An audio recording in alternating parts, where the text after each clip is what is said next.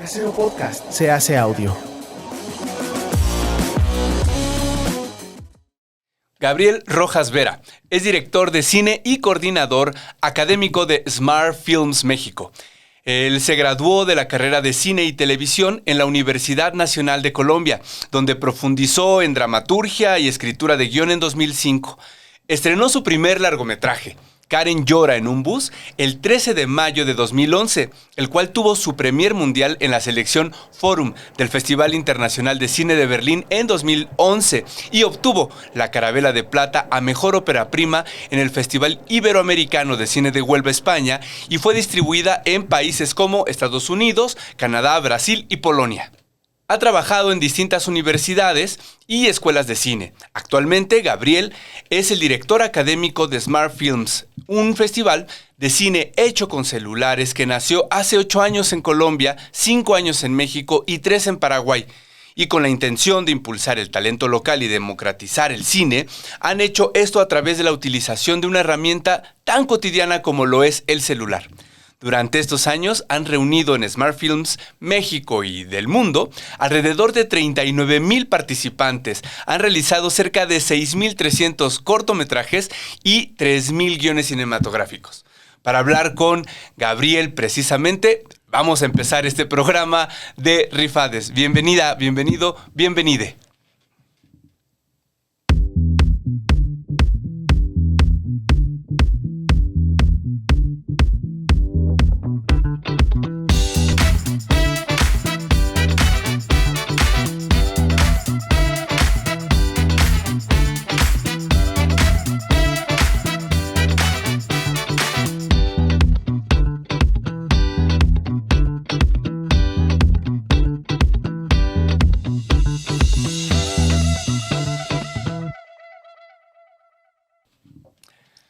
Hola Gabriel, ¿cómo estás?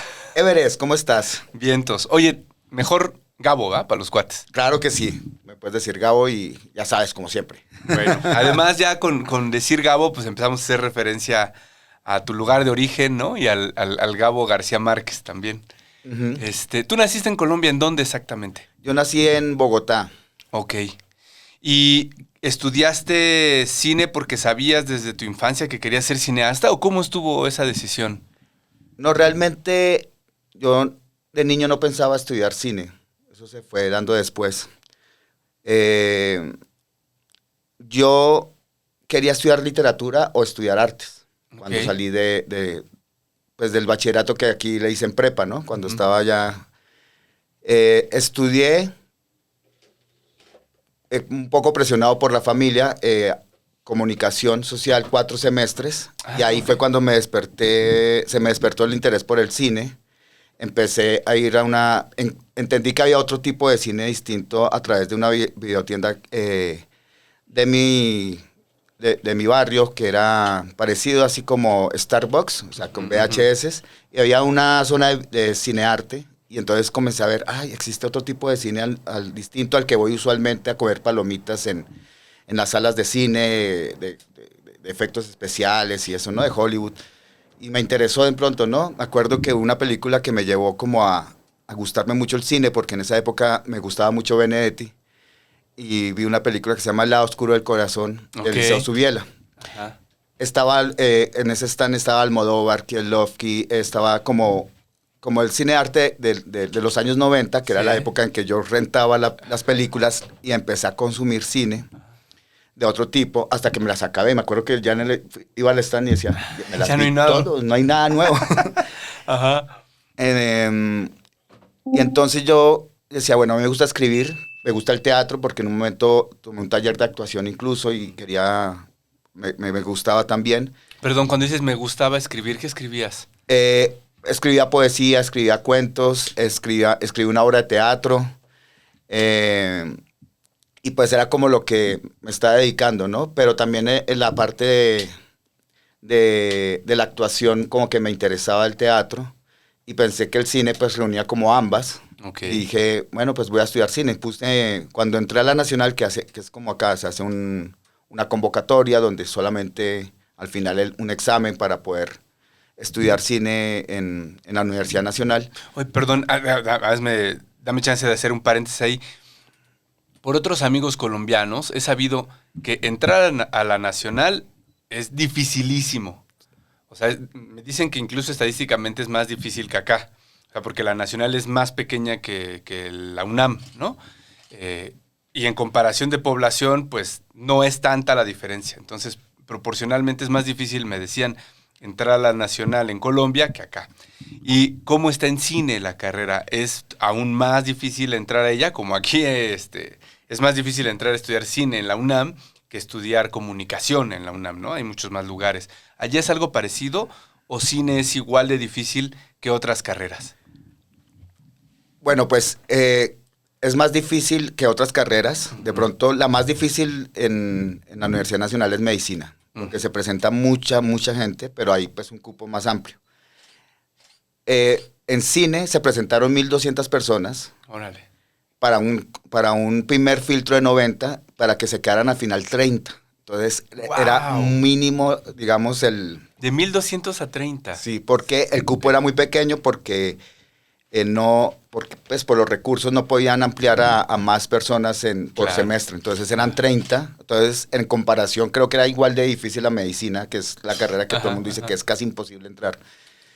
Pero hay más cupos, aquí era muy reducido. Entonces sí tuve mucha suerte. Yo, cuando me decidí, tenía que presentar el examen, retomé el álgebra Baldor, etcétera, etcétera. Y tuve mucha suerte porque ese semestre, el examen general para los que iban a estudiar artes o humanidades, retiraron las materias de física, cálculo, trigonometría y química. Órale. Y yo dije, yo era bueno por álgebra, pero cálculo, química, de pronto ya no mucho. Y yo decía, bueno, aquí realicé el examen con la sorpresa de que cuando miré en esa época por el periódico, es que uno miraba a ver si quedaba o no, por el número. Ajá. No, pues impresionante quedé. Y dije, no, que a la primer filtro, que eran los 90, ¿no? Los 90 personas. En el segundo filtro ya era específicamente para entrar a cine. Entonces era un examen y una entrevista para ver si quedaba entre los 30. Ya lo presenté y pues bueno, pues quedé entre los 30 y ya empezó ahí mi carrera cinematográfica, digamos. Órale. Está interesante académica también esto, porque personas que nos están viendo, seguramente jóvenes también, se están preguntando, bueno, ¿cómo lo hago para estudiar cine? Ahorita vamos a platicar de esas alternativas, pero normalmente la básica es estudiarlo en una universidad, en una escuela, y en este caso en México tenemos 3 grandes vías, ¿no? Está la UNAM, está el CCC, y por ahí estaría, bueno, pues alguna otra universidad privada, ¿no? Estoy pensando en Centro, por ejemplo. Sin embargo, para entrar a la UNAM, pues que es esta universidad pública, pues el filtro es muy difícil. Primero tienes que entrar a alguna carrera determinada y de allí pasar, o sea, hacer tu cambio a la carrera de cine y tienes que mantener un cierto promedio, etcétera. Y para poder haber entrado a cualquiera de esas otras carreras tienes que haber pasado trigonometría, sociología, geopolítica, física, etcétera, el examen general de conocimientos de la UNAM. Así es que la recomendación es que si quieres estudiar cine en una de estas escuelas, tienes que estar muy bien preparada, muy bien preparado en esas materias. Y además luego esperar que en la entrevista te pregunten cosas de cultura general, de arte, ¿no? ¿Te pasó a ti en ese filtro de los 90 a los 30? Sí, claro. De todos modos, comunicación social me ayudó un poco para el lenguaje audiovisual, ¿no? O sea, me ponían un cuento y tenía que trasladarlo a planos, entonces ahí yo decía, tengo que variar los planos para que sepan que sé que es un primer plano, primerísimo plano. Yo me sentía súper, que voy a poner primerísimo plano, que aquí en Colombia se usan más en las escalas de plano del español que el inglés, ¿no? Ajá. Aquí es extreme close-up, creo que es, ¿no? Close-up, pero primerísimo, entonces un ojo, ¿no? Entonces primerísimo plano ponía yo, y así lo fui narrando. Y pues yo leía mucho porque me gustaba la literatura, entonces me preguntaban en la entrevista sobre libros que había leído, etcétera, etcétera. Entonces como que dije, bueno, yo tengo, o sea, como que tenía las herramientas para poder argumentar tanto en el examen escrito como en la entrevista. Yo me sentí bien, pero pues vaya uno a saber qué va a pasar. Claro. Y ya finalmente cuando publicaron los 30, en un listado que pusieron afuera de la Facultad de Artes de la Universidad Nacional, dije, así que ya estoy adentro finalmente, ya. Pero sí, es muy importante porque los exámenes no solamente son de cine, hay mucha gente que se enfoca en cine. Eso es. Pero te preguntan sobre historia del arte, sobre literatura, sobre, ¿no? Es por lo que he sabido aquí también tanto en el CCC como en el de la UNAM, ¿no? Sí, eso es importante porque si te quieres dedicar al cine, sería muy bueno que consideraras precisamente tener un bagaje bueno en literatura, que leas constantemente. Si tienes 16 años y quieres entrar a estudiar cine a tus 19, pues todavía tienes rato, pero hay que empezar ya lo más pronto posible a estudiar todo eso, a ir a museos, a enterarte de pintura, de música, saber de música clásica, de música popular, de rock, de todo, porque hay que considerar que el cine no nada más se nutre de cine y no solamente de cine de Hollywood, ¿no? Que esa es la otra cosa que uno se encuentra con estudiantes, ¿no? Que tienen bagaje, pero de cine comercial, digamos. Sí, yo creo que es importante, a lo mejor, así sea de forma autodidacta o a través de un diplomado. Historia del cine me parece que para mí fue la materia más importante durante mi carrera, porque sí conocía el stand de donde rentaban las películas, pero ahora cine, le llamaban cine arte, pero de los años no, pues contemporáneos, ¿no? Estaba Almodóvar, Amenábar, Kieslowski, Eliseo Subiela, etcétera, etcétera, ¿no? Y de pronto me vine a enterar en historia del cine, por ejemplo, yo no conocía cuando yo entré yo no sabía quién era Truffaut, Godard, no sabía quién era Rossellini, no sabía quién era Eisenstein, etcétera, ¿no? Entonces, pues yo uno va muy, pues como muy inocente. Uh-huh. Afortunadamente no me preguntaron cosas así en el examen tan puntuales sobre directores, afortunadamente. Okay. Entonces, cuando vi historia del cine, fue que yo dije, como que para mí fue encontré primero mi discurso y acá hay una historia que me gusta contar mucho, ¿no? Antes de que yo tuviera en la cabeza estudiar cine en mi adolescencia, estaba muy de moda ver videoclips en MTV, ¿no? Como que en los años 90, ¿no? Sí, hubo un boom ahí. Ajá. Tanto en inglés como en español, ¿no? Estaba Nirvana, obviamente. Claro. Estaba Caifanes, estaba en Colombia Terciopelados, o sea, esa época, sí, ¿no? Sí.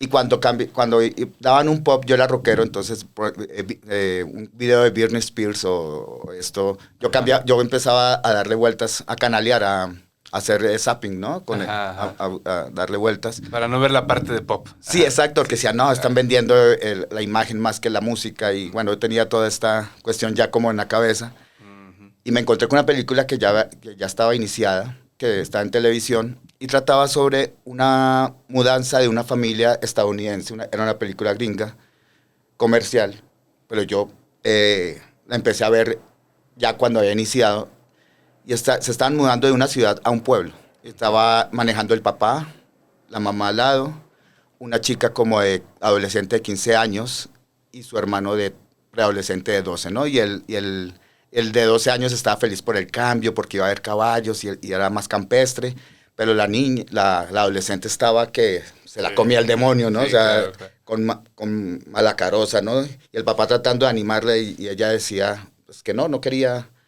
no le gustaba el cambio. Y yo decía, claro, es que yo vivía en Bogotá. O sea, yo me conecté con la película porque yo cuando era chico, mi familia se mudó de Bogotá a la costa, a una ciudad costera que se llama Santa Marta. Y yo decía, dejo los amigos del colegio, ¿cómo va a ser mi entrada otra vez a un colegio nuevo? Donde además, como pasa en la mayoría de países, todos odian a los nuevo, claro. ¿no? Y al capitalino. Sí, al capitalino. Entonces aquí le dicen chilangos, ¿no? Sí. Allá somos cachacos o rolos, que es como, es despectivo, pero ya después no tanto. Pero en una época sí fue despectivo, cachaco, ¿no?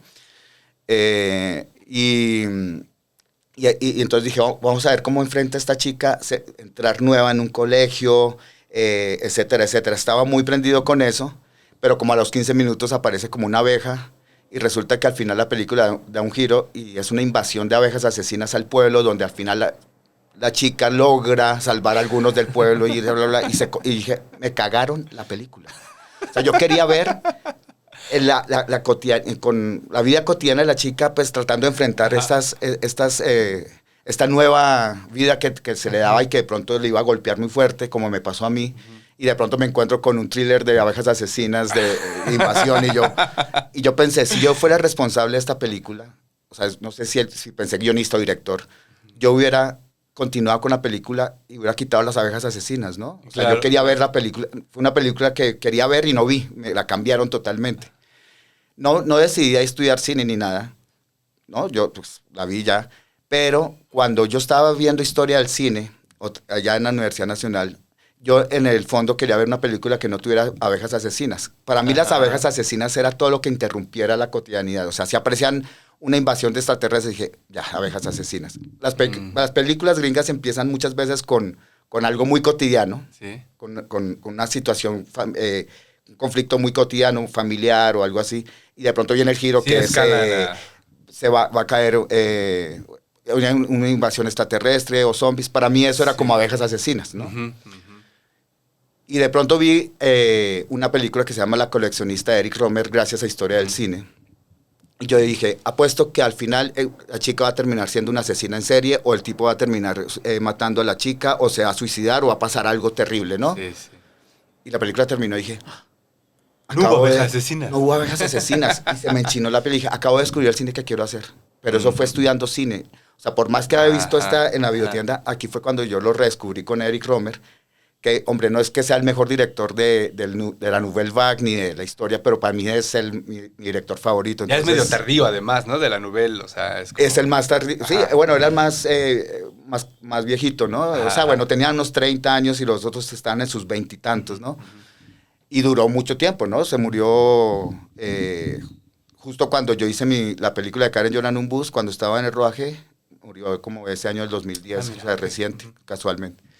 Y para mí ese fue como un knockout maravilloso del cine, ver La coleccionista. Después esperé a explorar, dije, vamos a ver si fue casualidad de vi Claro, El Rayo Verde, ¿no? Y dije, a ver, terminó.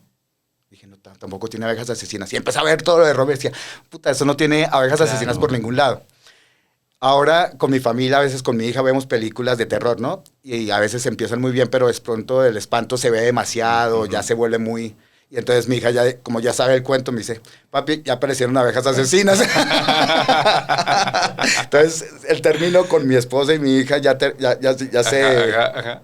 Seguramente va a empezar a también hacer eco acá con algunas personas, porque eso está padre, distinguir en estos dos tipos de cine. La otra vez estábamos platicando en esta misma mesa con músicos y hablábamos de las distinciones clasistas y demás que hay entre la música académica, la popular y todo este rollo. Y bueno, pensábamos que hay música para todo, ¿no? O sea, hay música para bailar y funciona muy bien. Hay otras músicas que funcionan mejor para estar tranquilo, a lo mejor dibujando, reflexionando.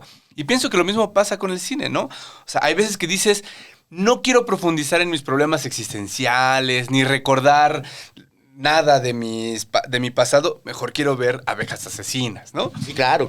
Y entonces un domingo está padrísimo y más si estás echando novio, ¿no? En la pareja. O sea, a lo mejor ves unas abejas asesinas y de pronto puedes dejar de ver la película un rato y no pasa gran cosa, ¿no? Pero también hay momentos en que queremos tener otro tipo de diálogo, otro tipo de pensamientos. Y para eso sirve ese otro cine, creo, ¿no? Claro. Que no tiene esas abejas y que es el que se le conoce como cine culto, o cine de autor, o ¿no? Todo este rollo. Y yo creo que cada uno tiene como su lugar, su momento, ¿no? Como cualquier música o ropa o lo que sea, ¿no? Sí, por supuesto. Yo, más ahora que con mi hija, ¿no? Cuando vamos a plan familiar a ver cine con mi esposa y mi hija, pues vamos a ver películas, divertidas, Claro. en plan ¿no? Es importante. Yo le digo a los alumnos cuando le cuento la anécdota, que a veces se las cuento, les digo, no estoy diciendo que tengan que hacer películas sin abejas asesinas. Ese fue lo que me dio el knockout a mí como Claro. realizador, pero pero el de ustedes puede ser que quieran hacer películas de abejas asesinas y está totalmente válido, ¿no? O sea, Sí. no es que yo critique, más bien como que Sí, fue sí. personal el knockout. Sí, no, y estoy de acuerdo. También lo cierto es que muchos empiezan queriendo hacer cine ese tipo de cine, en donde se atisba un problema personal o cultural, y entonces sabemos que tenemos que cambiar a una invasión de vaqueros extraterrestres, o qué sé yo, ¿no? O sea, Buenísimo, voy a anotarlo.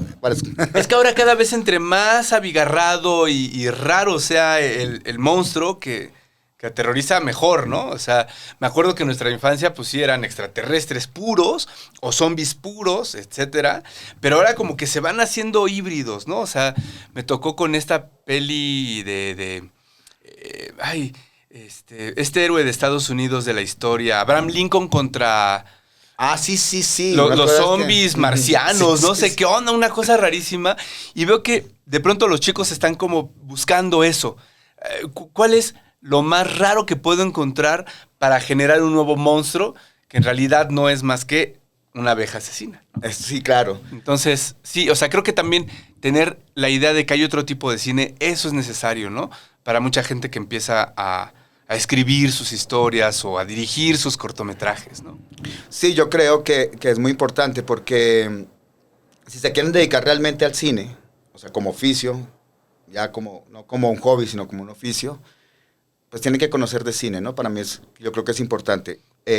Pueden gustarle o no gustarle algunas películas. Yo les digo, yo les muestro películas no para que se entretengan y se diviertan necesariamente, pueden que la odien, pero tienen que verla y conocer al director y saber cuál fue su aporte, digamos, en cinematográfico, ¿no? Porque eso te va construyendo tu discurso también, tanto para desechar lo que no te gusta, como para tomar lo que te gusta. Y no necesariamente descartar el cine comercial, o sea, el cine comercial hace parte de la industria, como el cine llamado de autor, o llamado de arte y ensayo, o llamado como ese tipo de cine que su nicho está más en festivales que en salas de cine. Uh-huh. Creo que lo importante es ser honesto, ¿no? Si yo creo que hay que buscar, ¿qué quiero contar yo? Quiero contar un vaquero zombie, pero de verdad con honestidad te va a salir bien. Si tú lo haces pensando en el qué le gusta a la gente, pero te va a salir mal el vaquero zombie también, así se parezca muy comercial. O te va a salir mal. Yo tuve un alumno una vez que tenía una historia de amor, de rompimiento de amor, un cortometraje para su tesis de grado, pero el chico hizo una historia sobre dos chicas, ¿no? Que eran novias. Y yo decía, bueno, te quiero preguntar solamente por curiosidad, ¿por qué dos chicas y no un chico y una chica? Sí, claro. O sea, ¿cuál podría ser un chico y una chica? Dijo, bueno, es que la verdad es que creo que está de moda y quiero ir a festivales. Y yo, es que eso no... Y yo decía, ¿sí me entiendes? O sea, el vaquero zombie como la historia de pronto de género puede ser deshonesto si lo que estoy buscando es tanto o festivales o llenar salas, ¿no? Yo creo. Reconocimiento. Claro. Yo creo que es uno dice, tengo que hacer lo que me gusta, no lo que pienso que le puede dar más taquilla o festivales a mi proyecto. Esa búsqueda de honestidad es profunda, a veces cuesta años. O sea, realmente descubrir que lo que uno quiere va por un lado o por otro, ¿no? Sí. En este momento, regreso a tu historia personal, estabas ya estudiando cine y entonces me imagino que empezaste a hacer tus primeros cortometrajes y demás. ¿Cómo es que llegas a ese primer largometraje? Bueno, pues yo escribí primero un largometraje de tesis de grado. Uh-huh. Era válido, pero diferente aquí, al CCC, por ejemplo, no lo financia la Universidad Nacional, o sea, era como... Fue una época, yo estoy en una época de transición, ¿no? De que las cámaras eran análogas. Uh-huh. El primer corto lo hice con una cámara grandota de super VHS. Ah, claro. Pero yo me sentía súper profesional porque cuando me la prestaron para hacer mi trabajo... ¿no? Pesaba y yo era, se veía muy guau, ¿no? Luego ya llegaron estas cámaras digitales y de pronto llegaron las Handycam. Yo estaba ahí, en mi tesis de grado están estas Handycam Mini DV, que la universidad adquirió unas y entonces... Súper inestables. Sí. O sea, que todo se movía, güey, claro. Sí, y era de época pero también había una época de una relectura de la Nouvelle Vague con la Dogma 95 en las posibilidades de... No importa tanto el formato, porque ellos hicieron muchas películas con estas Handycam y después la subían a cine, hacían el blow up, ¿no? Entonces como que empezó a haber una libertad. Entonces dije, voy a hacerlo así. Y lo hice hice rifa, hice una fiesta y conseguí fondos muy pocos, o sea, Yo creo que mi largometraje costó 5.000, 7.000 pesos, ¿no? En esa época, pesos mexicanos, como para hacer el traslado de una vez. ¿No? ¿Y cuánto juntaste? No, como 5.000 pesos, 7.000 pesos. Eso fue lo que junté y con eso nos fuimos, ¿no? Ok. Uh-huh. Entonces, yo escribí el guión y era una historia de una adolescente, una mujer también como en una crisis existencial. Me gustaban mucho los perfiles femeninos, las películas de perfiles femeninos, ¿no? Pero reales, de cuestión muy íntima. Y exploré como ese mundo femenino. Entonces, hice Cristina, se llamaba el largometraje. Cometimos todos los errores posibles, pero aún así yo lo llevé al fondo de mi país, como el IMCINE acá, uh-huh, a participar para la convocatoria de postproducción. Okay. Quedé preseleccionado, no gané, pero sí después me dijeron, oye, de pronto aparece alguien desconocido, porque pues los demás que hacían largos, de alguna manera, o están en la televisión, esto, ¿no? Uh-huh. O sea, ¿tú de dónde apareciste con un largo, no? ¿Quién eres tú? O sea, pues no ganaste, pero, ¿no? Uh-huh. Y entonces eso me motivó a seguir escribiendo. Cuando yo salí ya me gradué de la escuela de cine y televisión, yo dije, bueno, ya no tengo presión académica, o me siento a escribir por mi propia cuenta uh-huh, o me quedo buscando trabajo, o qué hago, ¿no? Uh-huh. Y empecé a escribir Karen, uh-huh, pensando también un perfil femenino, pero un poco mayor, ¿no? Uh-huh. Entonces, ahí empezó como la labor nocturna en esa época. Ahora escribo en el día porque la edad, no sé qué, pero antes era de noche hasta las 2 de la mañana, 3 de la mañana, ¿no? Y ahora a las 7 de la mañana ya estoy escribiendo. ya no me puedo trasnochar. Yo digo, no, ya no. Antes era con una cerveza, ahora es con un cafecito. Sí, claro. Ya, la edad. Pero sí. Empecé a escribir Karen, al mismo tiempo que yo lo que conseguía trabajo en esa época fue... teníamos un pequeño restaurante con mi mamá familiar, y entonces yo le ayudaba pues allá. Entonces en las noches me iba a trabajar y en el día estaba trabajando ahí mientras me salía alguna chamba que tuviera que ver con el cine, ¿no? Okay. Y bueno, cuando ya tuve mi primera versión, la puse a participar en una convocatoria en Argentina que se llamaba TIPA, ya no existe, que era sobre análisis de guiones cinematográficos, uh-huh, y taller de pitch. O sea, como para que te hicieran script doctor y te prepararan para el pitch. Exacto. A ver, para quien no sabe también, el script doctor es una parte del desarrollo de guiones en donde un experto, una experta, te revisa el guión y te dice dónde está mal, o sea, como una cita con un doctor, ¿no? Diagnostica, o sea, revisa tu guión y lo diagnostica en dónde puede mejorar, cuáles son sus puntos débiles, y te hace simplemente recomendaciones para que tú lo arregles. Después de eso, viene otra etapa, ya una vez que arreglas la historia y la dejas muy pulida, en donde se prepara una cosa que se llama pitch, que no es otra cosa más que una labor de venta oral de la historia, en donde tratas de conseguir... Pues el pitch se puede hacer para conseguir financiamiento de producción, cámaras, o incluso pues convencer a alguna de tus actrices, de tus actores para que participen en la película. Entonces hay becas y hay programas de todo esto, tanto en las universidades como en los festivales y en escuelas particulares de cine. Sí. Exacto. Entonces a eso iba. Yo era la primera vez que además que tenía un reconocimiento, además de la de mi mamá y mis hermanas y mis amigas. Entonces, cuando quedé seleccionado, yo me acuerdo que todavía el internet no estaba en pañales, uh-huh, tocaba enviarlo, el guión y el paquete con todas las cosas en físico hasta Argentina, pero el fondo nos ayudaba con el envío. Solamente tocaba enviarlo a una fecha límite. Típico, estaba imprimiendo a última hora, ya faltaba 15 minutos, me acuerdo que me tocó agarrar un taxi, llegué ya casi y entregué, ¿no? Y entonces ¿por qué somos así, Gabo? No sé. O sea, toda la gente con la que platico siempre que hace este tipo de cosas siempre es así, o sea, sí, o sea, bueno, y yo también. Sí. Ajá, que llegas de, por favor, perdón, ya sé que están cerrando, pero ¿por qué? No, bueno, y lo metiste a la última hora. A última hora con otros proyectos colombianos. Ajá. Y ellos becaban a un solo proyecto colombiano y el fondo daba el pasaje y estadía, no, pasaje nada más, Y el tipa daba la estadía en una ciudad pequeña que se llama Entre Ríos. Ok, no manches que te quedaste. Entonces, bueno, yo lo envié y dije, bueno, ¿qué pasará, no? Yo creo que esa es la primera parte, empezar a ver convocatorias y enviar, ¿no? Para los que están haciendo cine y empezando. Tip, checar convocatorias. Sí, y no darles miedo y empezar a, ¿no? Que lo juzguen ellos después, ¿no? Yo puedo juzgar mal o bien mi proyecto, Ajá. pero... Es que luego la autoestima te dice, no, tú todavía no, espérate. No, tengo que reescribir, no, de pronto enviarlo, ¿no? Yo envié mi primera versión, era de análisis. Mira. Ok.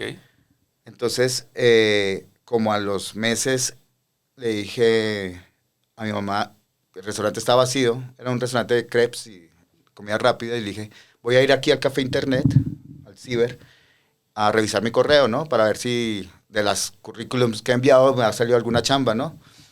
Y entonces al final ya cuando iba a pagar, ¡pum! Mensaje nuevo, yo, ¿qué es? Felicitaciones, ha quedado seleccionado. Yo, miré al tipo del ciber como con cara de celebrar, y el tipo me miraba como diciendo, ¿y este qué no? O sea, a lo mejor él pensó que te estaban diciendo en el Messenger Sí, ¿quién sabe que qué? una novia que sí o algo así. Porque... Alguna, que la cara que yo le hice, Ajá, lo volteé claro. a mirar como, puta, quiero abrazarlo, hermano. No lo conocemos, pero agarré, me fui a mi mamá y fue la primera que le dije, no, mamá, me quedé en Argentina en esta convocatoria. Y ella mamá, sí te recibió el abrazo. Sí, ella sí. Bueno. No, no, espérate, hijo, espérate, te estimo, pero espérate. Sí. Y pues fue una experiencia Qué muy padre, bonita porque fue la primera vez que salí además del país. Ajá. Tuve la oportunidad a partir de ahí. Yo no salí de Colombia, entonces salí allá a Argentina. Tramitar tu pasaporte y toda la onda, qué Sí, padre. tramité el Sí, pasaporte sí, por primera sí. vez y no sé qué, y entonces ya los pasajes, pero no habían viajes para el día justo que entraba el taller, entonces me tocó ir un día antes, entonces el fondo, junto a la Embajada de Colombia en Argentina, me pagaron el hotel esa noche, y al otro día ya me recogían los de Tipa en Argentina y nos íbamos. Entonces la convocatoria estaba, dos mexicanos, uno era Michel Franco. Ah, mira.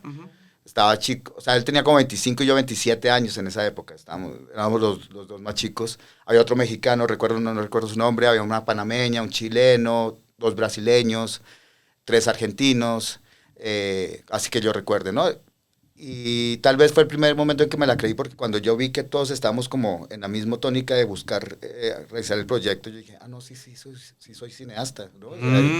Claro. Como que antes uno, tengo el título, pero no, en este momento eso me envolvió, como que me... Sí, te da esa confirmación, Sí, ¿no? me reconfirmó.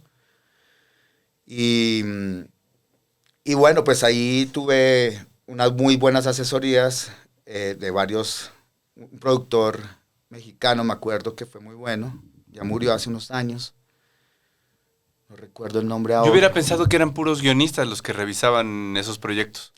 Había guionistas y habían productores. Ok.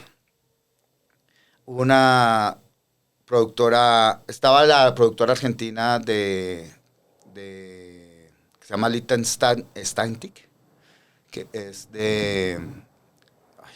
de la directora, le produjo la ópera prima de La Ciénega se me fue el nombre de la directora ahora, muy reconocida, La Ciénega. No lo ubico. Okay. Ahora vendrá. Sí. Y una italiana, me acuerdo.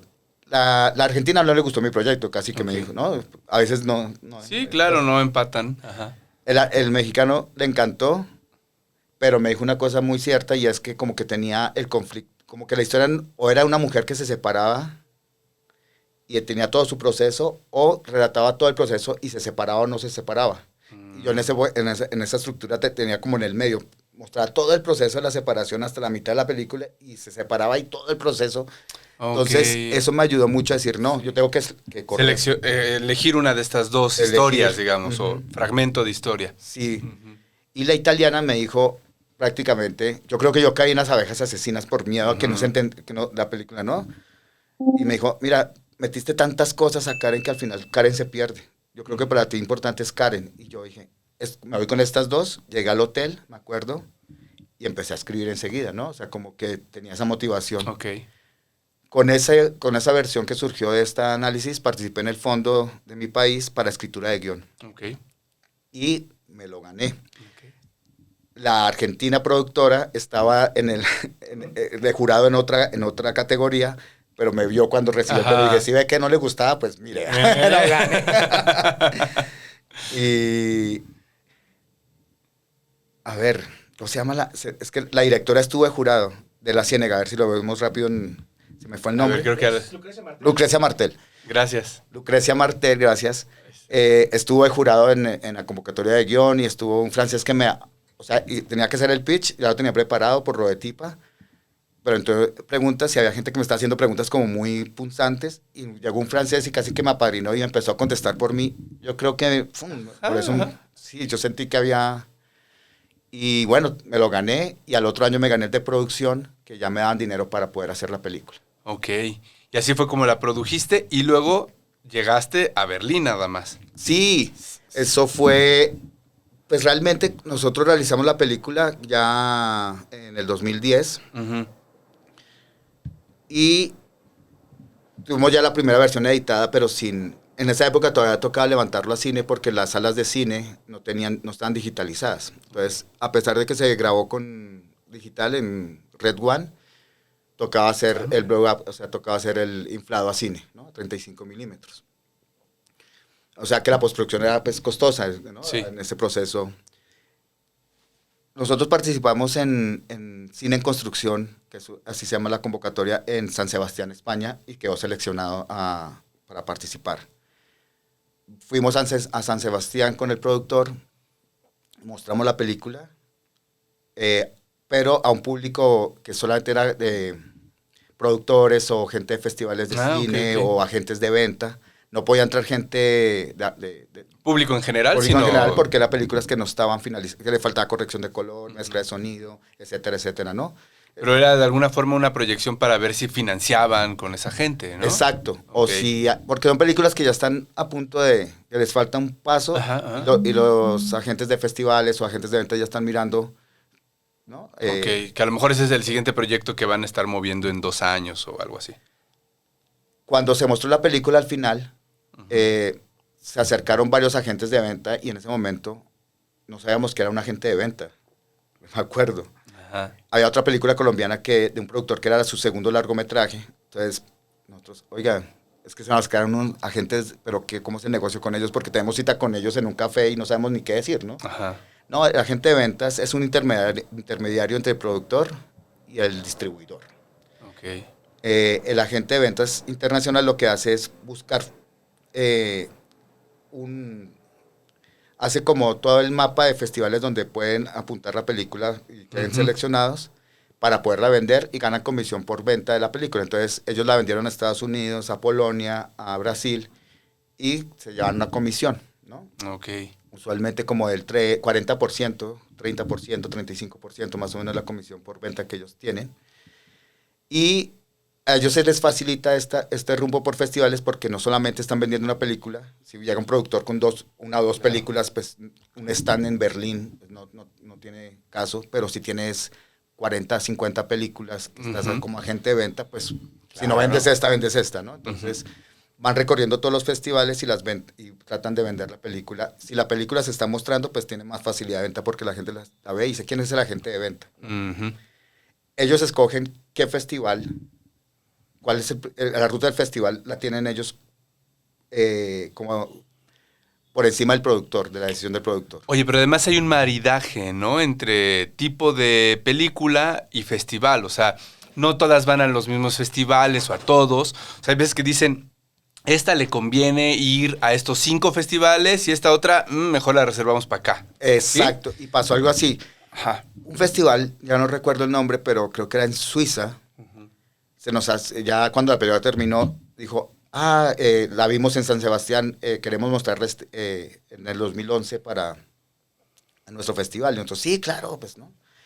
Cuando cerramos con el agente de ventas, que fue Emma Pil, que es una alemana, ¿no?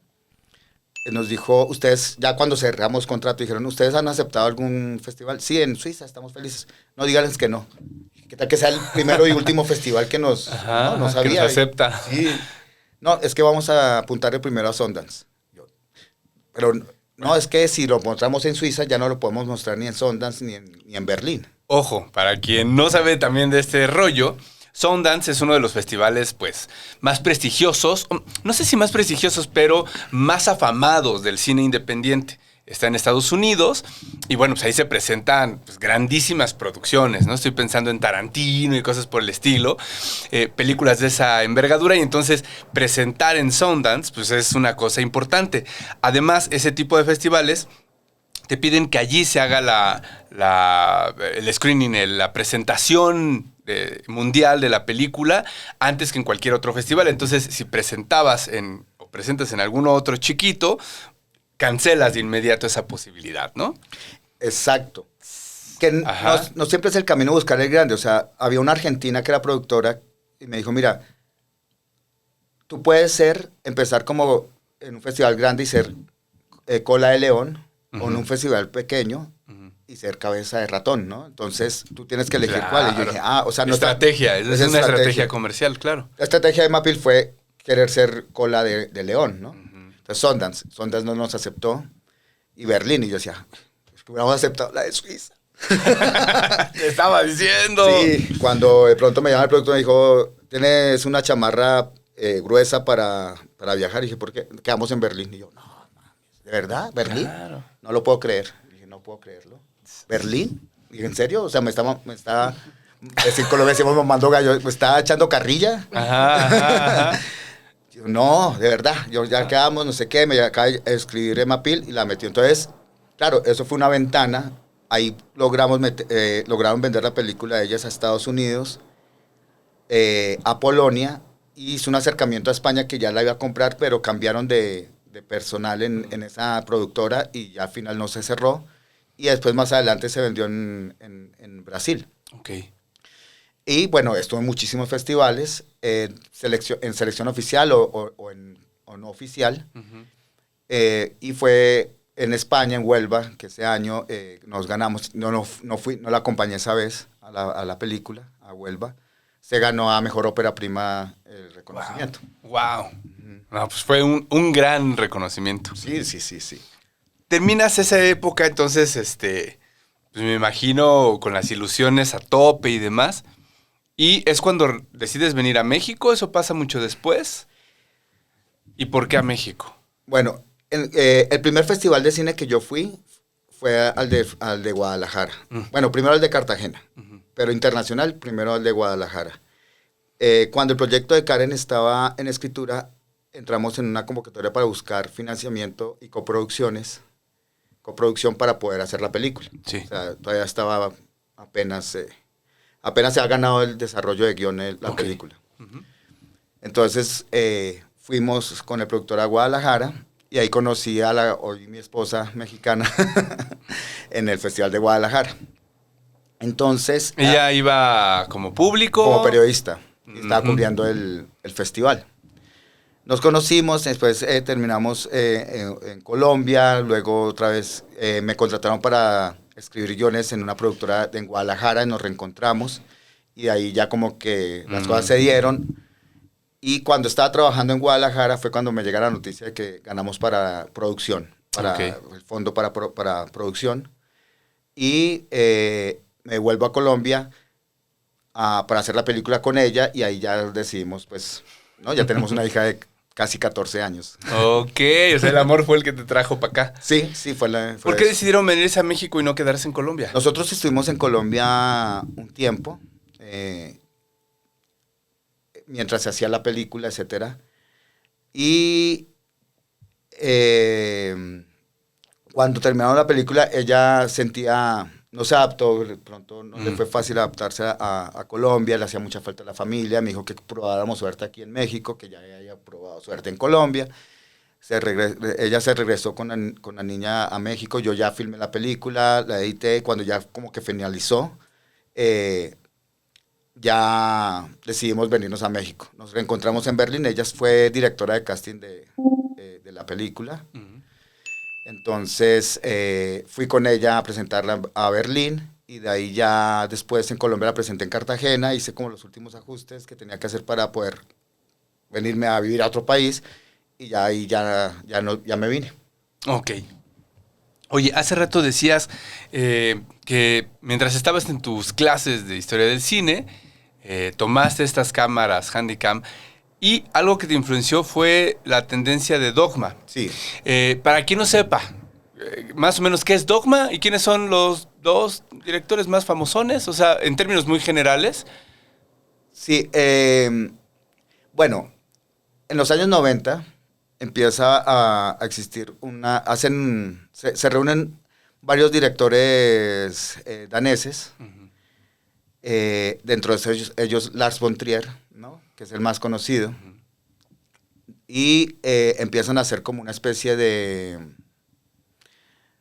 se me fue el nombre, pero como manifiesto donde ponían cómo debe ser el cine, según ellos, etcétera, etcétera. Muy la onda que pasó en el Free Cinema, en el nuevo cine alemán, ¿no? En los años mucho más atrás. O sea, como queriendo marcar una nueva tendencia, sí, o vanguardia artística. Sí, queriendo hacer una nueva vanguardia en ese momento. Y la primera película que se estrena se llama La Celebración. Se me fue el nombre del director, mucha gente pensaba que era Lars von Trier en una época, pero se llama La Celebración. Ahora ya me ayudarán, Google me ayuda ahí a recordarme. La Celebración. Decimos el exocerebro, ¿no? Sí. ¿Y qué? Thomas Vinterberg. Vinterberg. Vinterberg, ok. ¿Y qué es lo que propone en términos generales el Dogma? Bueno, ellos tienen ahí en ese manifiesto como que la cámara tiene que ser a mano, luz natural, el sonido tiene que ser directo, ¿no? Cosas que ya se han hecho. Realmente el Dogma 95 no innova, pero más bien renueva, ¿no? Algo que quedó en la Nouvelle Vague, algo que quedó en el Free Cinema, algo que quedó en el nuevo cine alemán. O sea, como que renueva esas vanguardias que se han quedado como ya... O sea, de alguna forma, Dogma 95, no, Dogma, ¿no? Como normalmente le decimos, pretende desnudar de nuevo al cine, es decir, quitarle esta parafernalia de muchas luces, de música fuera de escena, todo ese rollo, ¿cierto? Sí, o sea, como dejar un poco más cruda la película, ¿cierto? Sí, y lo que también dejó, porque cuando yo entré a cine, los profesores y eso decían como, hacer cine es muy difícil porque es muy caro, 35 milímetros, hay que hacerlo en 35 milímetros. O sea, había una cuestión, ¿no? Yo, o sea, pero sí se puede, o sea, no importa si no es en 35, se puede hacer en video, pensaba yo. Cuando pasa Dogma 95 y hay algunas películas se hacen en video o con bajo presupuesto, de todos vos nos remarcó algo que ya nos había dicho el neorrealismo italiano, que ya nos había dicho la Nouvelle Vague, que ya nos había dicho el Free Cinema, ¿no? Etcétera, etcétera, el cine iraní, ¿no? Pero que se nos estaba olvidando y creo que eso fue más que una innovación, nos dejó fue como un recordatorio de que sí se puede, ¿no? De que se puede hacer cine con poco dinero, con pocos recursos técnicos. Exactamente. Y creo que eso caló mucho en la generación mía, ¿no? Eso, yo creo que habían dos directores que seguían mucho, o eran los de Lars von Trier o Dogma 95 y los de Tarantino, que empezaba a ver un auge de películas muy violentas, pero yo ya venía con la cuestión de las abejas asesinas y decía, no, este no es el mío, me encanta Tarantino, pero no es lo que quiero hacer. Exacto. Ya. Oye, y fíjate, ahorita que estamos hablando de esto, es que ese Dogma, que por cierto, tengo entendido que después ni los propios directores lo siguieron al pie de la letra, ¿no? No, o sea, al ni final, siquiera el primero, ni siquiera la Celebración. O sea, le meten música, le meten efectos, corrección de color, luz, etcétera, ¿no? O sea, hacen el manifiesto y ellos mismos lo transgreden, ¿no? Sin embargo, bueno, ya que hablábamos de esta posibilidad de que todos pudiéramos hacer cine sin tener los grandes recursos de lo que cuesta una planta de luz, equipo de iluminación, gaffers, etcétera, etcétera, que es muy costoso. Eso es de alguna forma democratizar la producción de cine, o sea, que cualquiera podamos hacerlo independientemente de los recursos. Ahorita decías los iraníes y bueno, pues pensaría en Kiarostami y todos estos directores, pues que viven en geografías pues con problemas económicos para hacer cine. Se conecta de alguna forma con lo que están haciendo en Smart Films, que es tratar de que cualquiera haga cine sin necesidad de una super cámara como una Arris o esas que bueno, pudiste manejar, ¿no? En tu ópera prima, pero a eso le está apostando Smart Films y entonces me gustaría dar este salto al tocar este tema? Sí, a mí me pareció cuando llega Smart Film, yo estaba coordinando era coordinador académico de una escuela de cine, y ellos se acercaron a esa escuela de cine y entonces me dijeron, oye, es que somos Smart Film y queremos hacer esto y lo otro, y tenemos un festival de cine, ¿no? Pero además hay comunidad colombiana porque el festival nace realmente pues en Colombia hace 8 años. Uh-huh. Luego se traslada a México, empujado por los mismos colombianos, pero hay personal mexicano y colombiano, ¿no? Aquí en México. Pues. Ya se encontraron más parceros y sí, entonces, ya en confianza. Sí, claro. Entonces dije, Las está muy arepas. bueno. Las arepas, Vamos las por empanadas, arepas y ahí platicamos. Ajá. Y entonces al final terminé con ellos, ¿no? Estoy en coordinando lo que llamamos nosotros la agenda académica en Smart Film. Y el festival tiene unos diferenciales que me parecen que va mucho con esta cuestión, precisamente de lo que hablamos del Dogma 95, del cine iraní, etcétera, etcétera. Y es democratizar el cine porque empezaron a aceptar solamente cortometrajes hechos con celular, ¿no? Esto, el celular es una herramienta que es muy poderosa. Yo creo que Bertov, si se hubiera encontrado con el celular en su época, el cineojo hubiera estado, no, o sea, feliz porque él sentía ese peso de la cámara grande que transgredía la rutina de la realidad misma, ¿no? Con el celular es mucho más... sí, se siente menos. Menos, ¿no? Sí, sí. Y el celular también ha ido avanzando, o sea, es una herramienta que es... que te sirve para escribir guiones primero, Uh-huh. ¿no? Podría ser. Es un poco más incómodo todavía que un teclado, Sí, pero sí, se sí. puede escribir. Uno puede tener ahí aplicaciones para escribir guión. Sí, yo creo que eso también depende mucho de la generación. O sea, nosotros todavía somos como de dotes, ¿no? Sí, Porque ya sí. estamos viejos. Sí. Pero sí veo nuestros alumnos, o sea, de 17, 20 años, que puta, o sea, toman apuntes y escriben. Y... Claro, que digo, suelta el celular, por favor, que estamos en clase. Es que estoy escribiendo. haciendo apuntes yo. Ay, ¿De verdad? Ay, sí, ¿no? Pero que con esa ¿no? hackeado. O tiene una capacidad también de atención Sí, claro. múltiple, ¿no? Yo como en experiencia como profesor, yo entonces, ¿qué fue lo que estaba diciendo fulanito? Que lo veo ahí con el celular, ¿no? Esto y lo otro, yo. Ah, maldito sea. Puede estar en Facebook, en la clase y eso, al mismo Claro. tiempo, y todo lo tiene ahí, ¿no? Ajá. Entonces, Pero entonces con el cel puedes hacer guiones, sí, claro, se puede. Uh-huh. puedes grabar, ¿no? O sea, convertido en una herramienta de una cámara. De producción, de claro. producción, y puedes editar, también hay aplicaciones para editar. Entonces, Está para corregir color, cabrón. Agne Barda decía, ¿no? Sí. Yo lo único que necesito es, palabreándola, una cámara, un computador y un gato, ¿no? Yo decía, ya no necesitas ni siquiera el computador, ahora con el celular y un gato, ¿no? O un perro, o lo que quieras, pero... O bueno, te bajas una mascota, güey, de aplicación y ya también la también. tienes, ya la chingada, ¿no? Exacto. No, qué horror. No me imagino acariciando el celular como Sí, a no, un gato. pero sí hubo aplicaciones en una época, no de celular, era como los Tamagotchi. El Tamagotchi, sí, claro, güey, ¿cómo no? Esto también le puede existir una aplicación según Tamagotchi, seguramente ahí, y seguramente también, ¿no? Bueno, y hay gente que ahora tiene pareja en una aplicación, entonces ya prefieren tener la pareja amorosa en una aplicación, que es solamente una inteligencia artificial, a tener una persona, ¿no? Sí, Dicen que te contradice menos y esas cosas. sí, pueden haber menos broncas. Ajá. Entonces, pues precisamente este año estamos lanzando nuestro quinto año del festival. Ya lo lanzamos el 17 de mayo, o sea que ya está... Sí. y 17 de mayo de este 2022. de 2022. Ok. Y pues bueno, me pareció que iba muy bien, muy acorde porque se trata de democratizar el cine. Uh-huh. Incluso antes de lo que pasó en la pandemia, ya Smart Film estaba solamente aceptando. Muchos festivales se abrieron al celular a raíz de la pandemia porque Ok. ya no había forma de producir en grupo, etcétera, Sí, etcétera, sí. las universidades, ¿no? Pero, por ejemplo, hay una anécdota muy bonita en Colombia, cuando estaba empezando el festival con el celular, y es que llegó un cortometraje de un pueblo que se llama Chilví, en Colombia, y se trataba sobre que ellos se sentían mal porque no aparecían en el mapa de Colombia. Ok. Era un pueblo tan olvidado que ni siquiera en el mapa estaba, ¿no?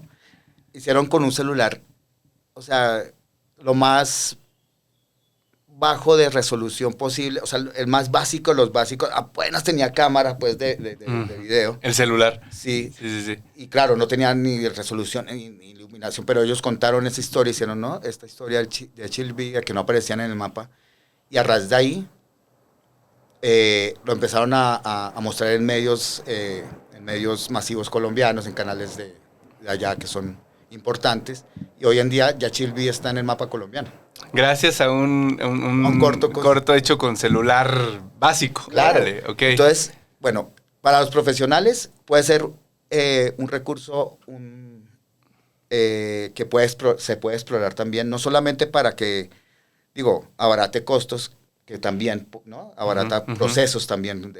Pero no solo eso, sino yo creo que el recurso del celular hace que podamos hacer planos desde ángulos difíciles de plantear de pronto con una cámara profesional que con el celular. O sea, se puede explorar también no solamente en que acorte costos y tratarlo igual que una cámara profesional, sino buscar qué ventajas me puede dar grabar con un celular, ¿no? O sea, como yo puedo poner el celular dentro de la taza, bueno, en esta no, tendría que quitar, pero digamos que en una taza más o menos, y puedo hacer un plano desde el punto de vista de la taza de dos personas que están tomando café. Claro. Sí.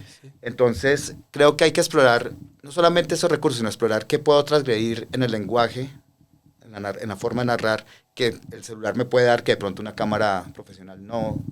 Está interesante esto que estás diciendo, porque normalmente cuando surge una tecnología nueva en cualquier medio de comunicación, se empieza a correr el rumor de que la tecnología anterior va a desaparecer, ¿no? O sea, sucedió con los diarios, y entonces ya que tienes el diario en la tablet, pues ya nadie va a comprar diarios. Sí bajó su producción, pero siguen coexistiendo la televisión con la radio, ¿no? Sí. Ahora tenemos televisión, ¿para qué queremos radio? Bueno, pues después de, no sé, casi 100 años de televisión, un poquito menos, seguimos viendo que coexisten estos medios, ¿no? Me acuerdo las discusiones precisamente en los 90, un poquito después, sobre las cámaras digitales. Entonces, que había directores que se rehusaban a utilizar estas cámaras porque entonces se perdía la fidelidad del filme y todo este rollo. Me acuerdo, por ejemplo, que fue noticia, ¿no? Que un director mexicano, Ripstein, grabó su primera peli con digital, y entonces fue como, wow, el maestro Ripstein ya lo está haciendo, entonces ya podemos, ¿no? O sea, como que... permiso. Ajá, se libera ese mundo, ¿no? Yo creo que el celular es algo parecido. Todavía hay sus detractores, ¿no? Que te dicen, no, la cámara de cine jamás va a ser sustituida. Y bueno, yo diría lo mismo que decíamos hace rato con los géneros de cine, ¿no? O los tipos. Pues es que habrá cámaras que sirvan para unas cosas y para otras, ¿no? A lo mejor vamos a empezar a ver filmaciones híbridas con más frecuencia en las salas de cine. O sea, no sé si de pronto grandes producciones de Hollywood como Avengers o este tipo de películas empiecen a utilizar celulares para algunos fragmentos de sus filmes, ¿no? Pero es muy probable que vayamos viendo esta hibridación. Y me parece interesante que en este festival que están haciendo ustedes, se piensa en el celular como la totalidad de la producción. O sea, yo cuando me dijiste cine hecho con celular, pensé grabado con celular, pero... Bueno, en realidad, en cuanto a los requisitos, es que sea grabado en celular. Si lo quieren escribir en computador o si lo quieren editar en un computador, no hay esa restricción, pero pueden, o sea, potencialmente pueden y los motivamos también. Hay mucha gente que no tiene computador, ¿no? Claro. Y que han tomado cursos que yo he tenido alumnos y dicen, no, es que no tengo computador. Y dije, baja una aplicación, tal. Hay estas varias y está muy fácil y es solamente no necesitas un tutor, busca en un canal de YouTube o de Vimeo, no sé qué, y te dan tutoriales. O sea, hoy en día está eso mucho más a la mano, ¿no? O sea, no hay que buscar, irse a la biblioteca a ver si hay un libro que diga cómo editar en... ¿Te acuerdas? Sí, nosotros teníamos eso. Claro. Yo también teníamos que ir al fichero a ver manuales de edición y cómo se corta y no sé qué, pero con tijeras de veras, ¿no? Sí. Sí, estadísticamente, la gente que tiene acceso a la tecnología digital tiene más facilidad para tener un celular que una computadora. Ahora, de esas computadoras, para editar video necesitamos que tenga una potencia determinada, una actualidad determinada, pues para que acepte programas y todo este rollo, ¿no? Y creo que no todos tienen esa computadora que te soporte, no sé, editar un largometraje, Sí, meterle corrección de color, música, etcétera. Y a lo mejor un celular sí te lo permite, ¿no? Un celular potente es mucho más barato que tener una computadora muy potente, ¿no? Entonces, ustedes salen en mayo. ¿Cuál es la convocatoria? ¿A qué invitan a la gente? Pues mira, aquí tengo las fechas, Sí. precisamente. Nosotros tenemos una convocatoria que empezamos el 17 de mayo, se abre, ¿no? Y el cierre de esa convocatoria va a ser en septiembre 9. O sea, esa es la fecha límite que tienen los que quieran participar en las diferentes categorías para subir su cortometraje a la plataforma de Smart Film México. ¿Me dijiste de nuevo la fecha? 9 de septiembre. Chiques, 9 de septiembre, fecha límite para que subas tu cortometraje en celular. ¿Cuáles son las categorías, Gabo? Tenemos categorías, la profesional, que es la que estaba nombrando, ¿no? Que es para personas que ya saben realizar audiovisual, que se dedican a eso, o que se sienten que ya conocen pues como la realización bien. O sea, quienes tienen un historial, digamos. Sí. Y que se consideren así, o que se consideren a sí mismos profesionales, pues entran y hacen un proyecto utilizando el celular, ¿no? Tenemos la categoría aficionado, que es para personas mayores de edad que no se consideran profesionales o que de pronto ni siquiera han tomado un diplomado de cine, pero que tienen una historia que contar, ¿no? Hace poco, junto con un instituto que se llama Étnica, estuvimos con madres cabezas de hogar que tienen niños o en situación prioritaria o en situación de calle a veces, ¿no? Y tomaron el taller y hicieron documentales, ellas con el celular, sobre lo difícil que es trabajar, tener un niño, estudiar. O sea, por ejemplo, ¿no? Tal vez nunca se plantearon, yo quiero hacer un cortometraje en su vida, pero cuando llegó Smart Film y les presentamos el taller, ellas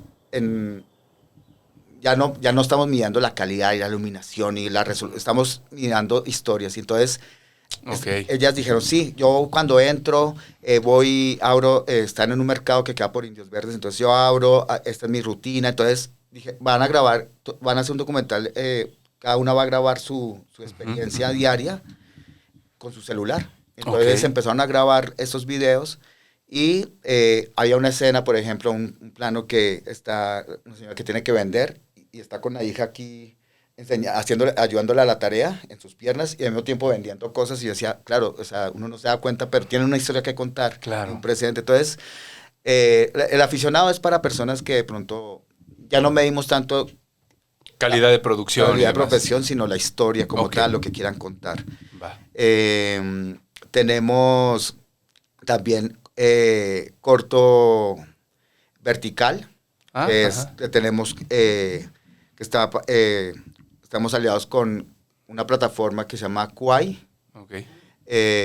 Y es realizar un cortometraje, un cine minuto, con temáticas que tengan que ver con el melodrama, como ellos lo digan, en forma pues vertical, ¿no? Y tenemos spot publicitario.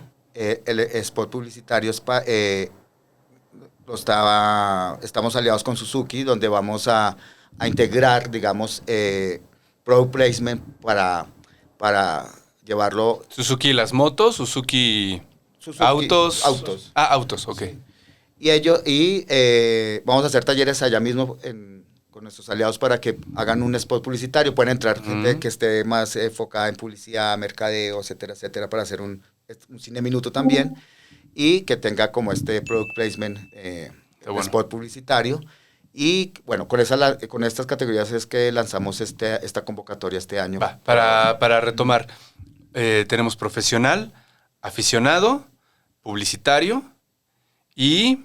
Spot publicitario y vertical. ¿Alguno de esos es para menores de edad? Para menores de edad, puede estar en aficionado en Cuba, siempre y cuando haya un responsable mayor de edad que lo registre. Ok. Oye, los premios. Bueno. A ver qué onda, porque siempre eso también alienta, ¿no? Claro, los premios son en efectivo, es un dinero en efectivo. Tenemos varias en cada una de las categorías. O sea, no hay impuestos. Todavía no tenemos el monto, ¿no? El año pasado profesional, si no estoy mal, fueron 100,000 pesos, ¿no? Ok. Para aficionado fueron, si no estoy mal, 50 o 70,000 pesos, ¿no? Hay un monto, ¿no? Estamos todavía buscando ya anunciar cuánto va a ser el monto, todavía no lo tenemos claro, pero obviamente va a haber un premio. Ok. Y luego, además del concurso, este festival, como nos decías, tiene una parte académica, que es de la que te encargas tú más, ¿no? ¿Qué onda con eso? ¿Qué hacen o qué en la parte académica? Cuando el festival empezó a andar y aceptar cortos, se dieron cuenta, yo todavía no estaba, pero en Colombia se dieron cuenta que tocaba acompañar con talleres para que perdieran el miedo y ver que sí se puede hacer cine con celular. Tanto gente que sabía, que decían, el celular no, o gente que era aficionada, que le da todavía miedo, ¿no? Pero ¿será que sí? ¿Será que con mi celular, con el celular que uso yo, el mío, se puede hacer? ¿O necesito un celular de... Super gama alta. No sé qué, entonces no. Entonces, la idea es, y gente que no sabe el lenguaje, porque si vamos a dar aficionados, si vamos a democratizarlo, pues podemos capacitarlo. Entonces, nosotros damos una serie de talleres durante la convocatoria que está abierta, ¿no? Donde buscamos aliados en universidades, preparatorias, centros culturales, etcétera, etcétera, donde nos quieran, ¿no? Y hacemos capacitaciones gratuitas para ellos, ¿no? No tienen costo, para enseñarles a hacer cine con celular. Entonces tenemos una oferta académica variada, ¿no? Hay una sobre guión, una de creación de escritura de guión, hay una de lenguaje cinematográfico o lenguaje audiovisual mejor. Tenemos una sobre postproducción en cine con celular. También tenemos una de product placement y de producción y preproducción. Y tenemos también uno que es tipo rally, que dura 4 horas, que es presencial, donde ellos en 4 horas tienen que generar una idea, ser recursivos en los espacios y elementos que tengan a la mano para crear la historia de antemano y realizarlo y editarlo en el celular en las 4 horas, ¿no? Súper. Si alguien de los que nos está viendo, o sea, me imagino que aquí hay 2 personas que pueden estar interesadas en esto. Uno es un profesor universitario que le encantaría que sus alumnos tomen una clase de estas, o el coordinador de un centro cultural. Se tienen que acercar contigo para coordinar dentro de ahorita a septiembre una fecha para que ustedes vayan a darles gratuitamente ese curso. Sí, exactamente. Okay. Si hay un profesor que está dando su clase y de pronto dice, bueno, este espacio me sirve, me contactan, solamente es como ponernos bien de acuerdo, cómo es la dinámica. No tienen ningún costo ni para el profesor, ni para la institución, ni para, ¿no? Ni para los alumnos menos, ¿no? Okay. Y lo mismo con un coordinador claro que sí, esto me pueden contactar, no sé. Sí, adelante, dónde, cómo. Me pueden contactar al correo electrónico agendamx@valenciaproducciones.com. Ok, ¿lo repites, porfa? agendamx@valenciaproducciones.com. Ok, vamos a poner también acá un súper para que lo puedan ver.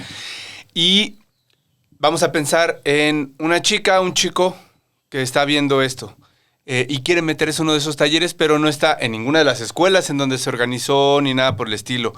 ¿Van a tener algunas otras sedes alternativas donde puedan caerle gente random? Sí, claro. Muchas veces hacemos con instituciones, pero es abierto, ¿no? En nuestra página de Smart Film México, o en la página de Facebook, ahí van a estar los talleres. Hay talleres también digitales, además, ¿no? Para la gente que de pronto no está... en la Ciudad de México. En la Ciudad de México o le cuesta trabajo trasladarse. También tenemos varios talleres que van a ser pues, virtuales. Ahí vamos a poner todos los talleres que vamos a dar en la semana. Casi que tenemos uno al día, un taller al día. Ok, wow. No 100%, pero casi. Sí. ¿no? Y entonces de lunes a viernes hay oportunidad. Hay oportunidad de revisar y dice, este es de Zoom, solamente me toca inscribirme gratuitamente, no es que hagamos trampa y al final, oye, es que... no, o sea, se registran totalmente gratis, entran a virtual, o si tienen una presencial donde anunciemos que es abierto, pueden acercarse al lugar donde estemos dando el taller, inscribirse previamente para que esté en la lista y llegar. Súper. Ok. Perdón, es que Itaíta Pavlovna, que es nuestra planta, me está diciendo que quiere hacer también una pregunta rapidita. Ok. Escuchó que además eres profesor en varias, has sido profesor en varias universidades, escuelas de cine y demás. Y quería preguntarte, ella, ¿cuál es la principal, ¿cuál es la principal traba que tú encuentras de tus alumnos, de tus alumnas, para despertar su creatividad? Bueno, me parece que muchas veces no me sacan excusas de no ver cine, por ejemplo, hablando de eso, no ver las películas que yo pongo a la semana, ¿no? Entonces, o a lo mejor sienten que les gusta el cine, pero realmente lo que quieren es algo muy técnico, y entonces la parte teórica y conceptual se pierde, y creo que eso es muy importante si nos queremos dedicar a esto, ¿no? Si es un hobby, no. Creo que las trabas es más bien como de sentir que si hay que leer un libro sobre cine, que es muy importante leer sobre cine, o que hay que ver películas que no están en Netflix, ¿sí me entiendes? Y que supone un esfuerzo ¿no? Para verlas, porque no son películas que están dirigidas a entretener por entretenimiento, sino que tiene, ¿no? Pero que es importante verlas, así sea la primera y última vez que la vean, ¿no? Porque tienen un mensaje más allá o tienen... O tienen una propuesta cinematográfica que importante, ¿no? Yo creo que es como si ¿no? En todas las artes, si un músico no conoce, le puede decir no me gusta Mozart, pero si no sabe quién es Mozart y no lo ha escuchado, tenemos un problema. Si es un músico, ¿no? Claro, siento yo, ¿no? Claro. Entonces lo mismo, si es para mí yo creo que es muy importante, y no son muy pocos realmente los que veo con una resistencia.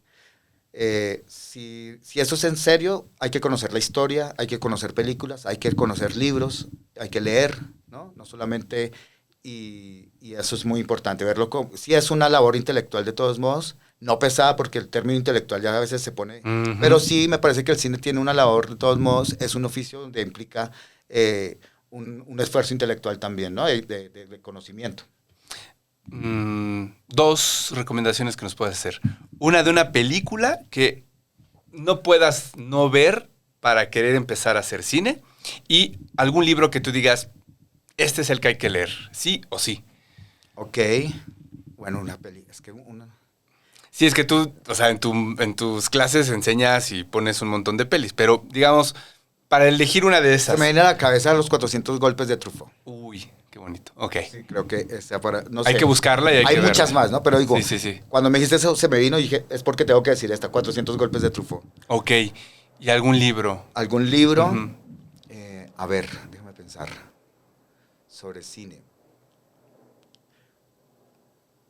A mí me parece que puede ser ¿Qué es el cine? De André Bazin. André Bazin, ok. Gracias, Gabo. Ahora es tu momento de preguntar. Ay, verdad.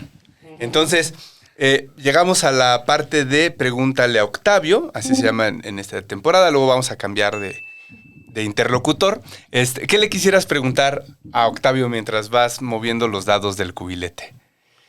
¿A Octavio? Sí, a la vida, y Octavio es el... Otra vez, dime, entonces tengo que mover esto y pensar una pregunta y hacerla. ¿Pero la digo o es...? No, la dices en voz alta, voz sí. alta, sí. Ok.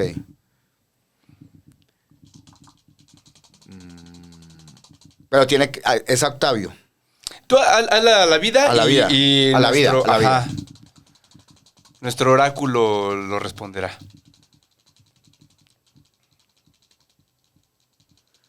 Bueno.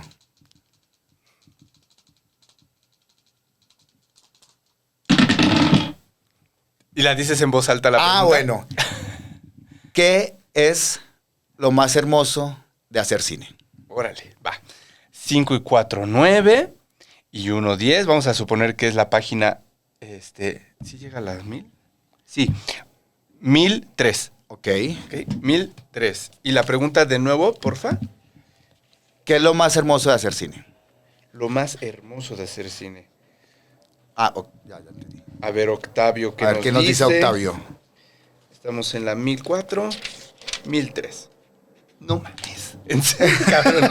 Lo voy a mostrar a la cámara. Dice: la maravillosa belleza de las corrupciones políticas, deliciosos escándalos financieros y diplomáticos, agresiones políticas en las calles y, de vez en cuando, el cometa de un regicidio, iluminando de prodigio y fanfarria los cielos, rutinarios y brillantes de la civilización cotidiana. La maravillosa belleza de las corrupciones políticas, deliciosos escándalos financieros y diplomáticos, agresiones políticas en las calles y, de vez en cuando, el cometa de un regicidio, iluminando de prodigio y fanfarria los cielos rutinarios y brillantes de la civilización cotidiana. No más. Bueno, a ver, para que me crean, este es fragmento de un poema que se llama Poemas de Álvaro de Campos, Oda Triunfal. Wow. Sí, a veces pasan esas cosas rarísimas en esa Hermoso. sección. Sí. ¿Tú cómo lo ves, cómo lo interpretas? Bueno, yo creo que lo maravilloso del cine es que podemos precisamente hablar de temas que son muy difíciles y también de la cotidianidad al final también, ¿no? O sea, es eso, como tanto de la corrupción, de asuntos políticos, etcétera, ¿no? De denuncia, pero también de las situaciones cotidianas, ¿no? Que es este arito de luz que nos dice Octavio Paz. No, pues gracias, Octavio, y sobre todo gracias a ti, Bueno. Gabo, por compartirnos. Gracias por la invitación a que el público le entre a hacer esto, a prepararse para hacer cine, para hacerlo y para competir. Porque pues a veces en esas competencias es que se descubre o se reafirma la convicción, ¿no? Lo que ese latido que uno tiene, ese llamamiento, ¿no? Profesional. Sí, yo creo que invitarlos a que de pronto, si quieren contar una historia, sepan que tienen esta herramienta del celular como a la mano, y que no importa si pueden tomar talleres para aprender un poco el audiovisual gratuitamente en Smart Film, y pues que no los impida para contar sus historias. Muchas gracias, Everest, por esta invitación. Estuvo muy amena. Gracias al Chino, que estaba aquí ayudándonos cuando se me olvidaba el nombre de algún autor, y aquí también estaba soplando súper bien. Soplando súper bien. Pues nada, pues muchas gracias. Gracias a ti, Gabo. Y bueno, esto fue Rifades, un capítulo más, en este caso platicando sobre cine.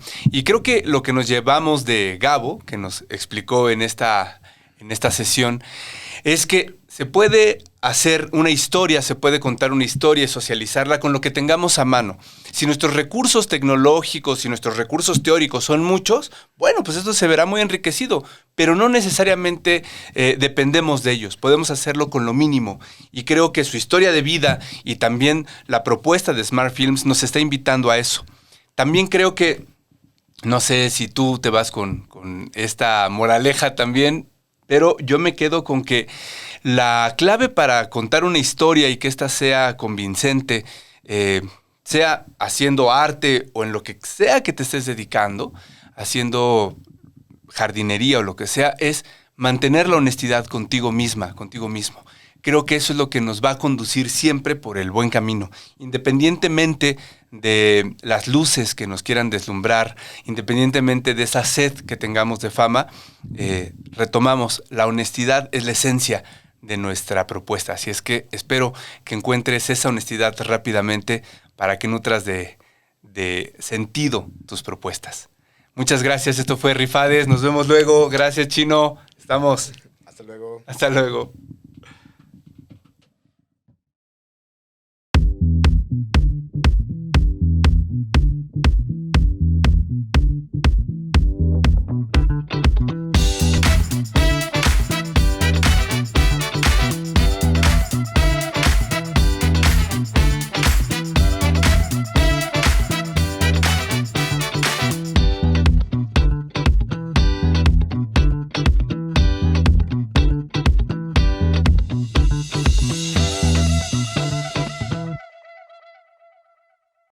Casero Podcast se hace audio.